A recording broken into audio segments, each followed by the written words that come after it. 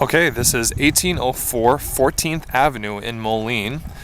This house is located in a pretty quiet neighborhood here. As we take a look around, a lot of houses built in a similar style. Just finishing the view all the way around the neighborhood. And there's a little bit of a backyard back behind this house, so we'll go check out that now.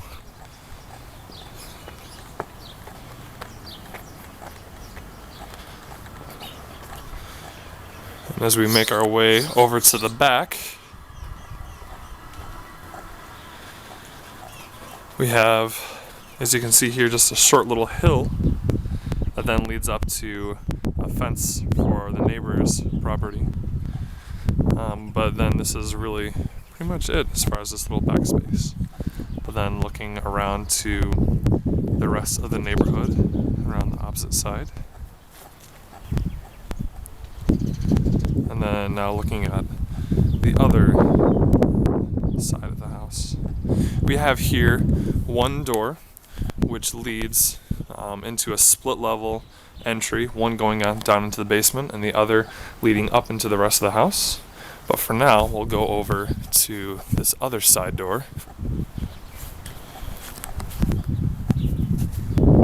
And actually, quickly before we go in, just looking at some of the shingling that's on the house, looks to be in pretty good shape. And then one thing to point out here as we look up at the roof, the shingling has been recently, maybe not recently, but at least it's somewhat redone.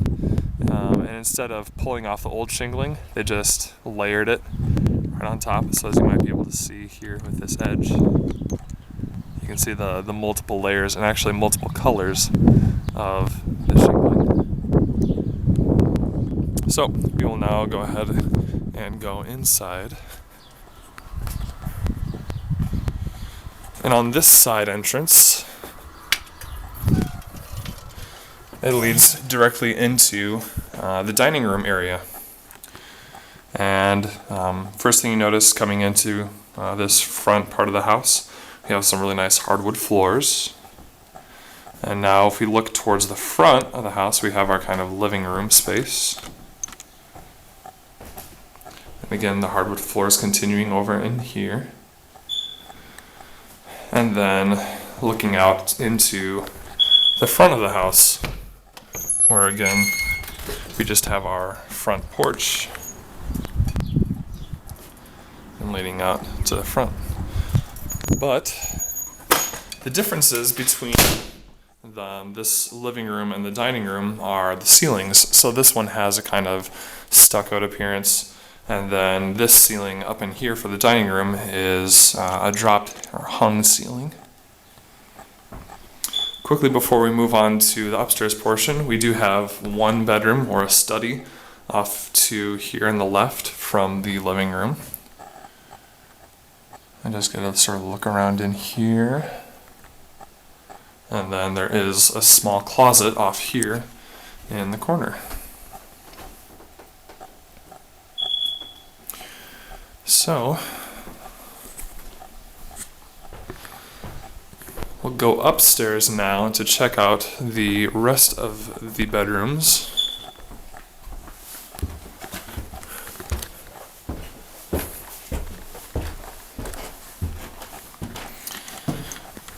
So we first come up into this space right here, which could be a small bedroom, but I think it's almost more of a landing, as it is a relatively small space.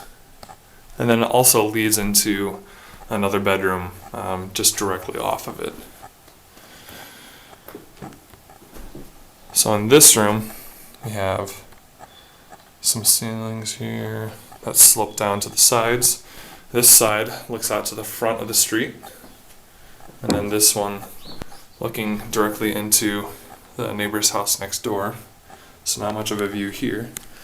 But then we have another window down here that looks out to the backyard.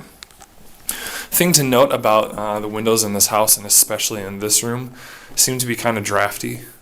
At most of them, I can feel some air moving in and it is a little windy outside, so that doesn't help, but yeah, windows are something that need to be worked on.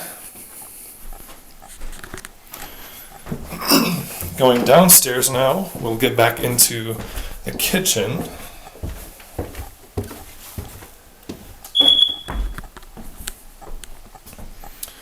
And we have some linoleum floors, and just sort of looking at the rest of the kitchen. Kind of a small space, especially over here in this back corner. Things get a little cramped. And then looking up in the ceiling, I do have a little bit of water damage off here in this corner. But it's really nothing too much to be worried about. Obviously a little bit of peeling away here.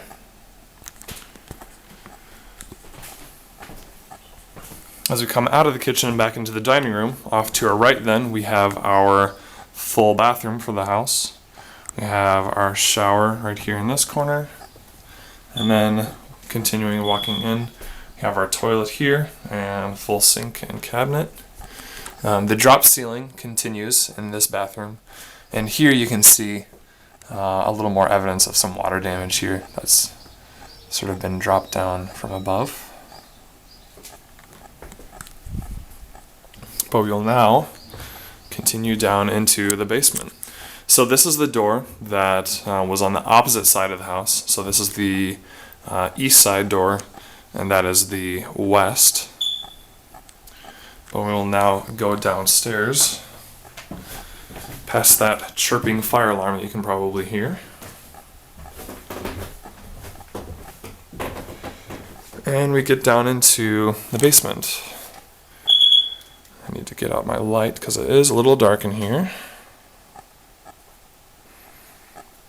But as we make our way down into one corner here, have a little bit of mold here that's growing down in the corner that you can see.